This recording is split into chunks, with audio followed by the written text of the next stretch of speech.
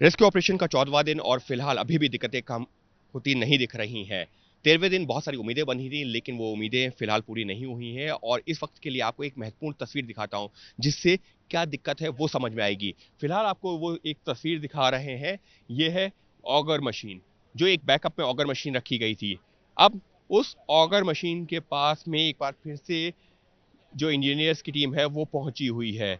क्यों? उसकी वजह ये है कि जो अंदर ऑगर मशीन काम कर रही थी, उसमें तकनीकी दिक्कतें आई हैं। वो ऑगर मशीन फंस गई है, उसको निकालने में पूरी मशक्कत करनी पड़ी है। जानकारी मिल रही है उस ऑगर मशीन को नुकसान भी हुआ है और उसके चलते अब ये जो वैकल्पिक ऑगर मशीन है, फिलहाल इस पर ध्यान केंद्रित किया जा रहा है कि अगर वो ऑगर मशीन अभी जो है सही नहीं हो पाती है, जो अभी तक काम कर रही थी, तो इस ऑगर मशीन को या इसके कुछ पुर्जों को निकाल करके उसमें जोड़ा जाएगा और उसको सही करने का काम किया जाएगा।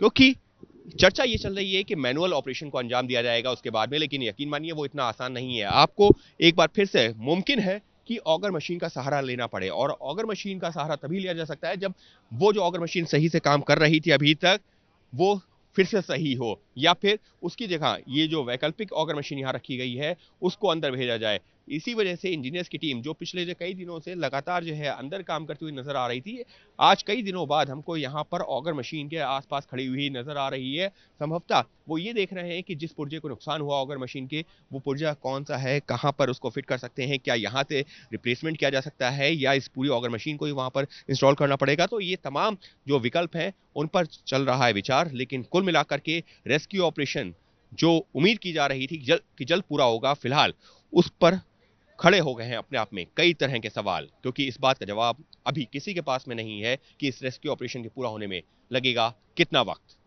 सहयोगी कैमरा पर्सन संजीव कुमार के साथ Ankit Gupta, ABP news, Silkyara tunnel.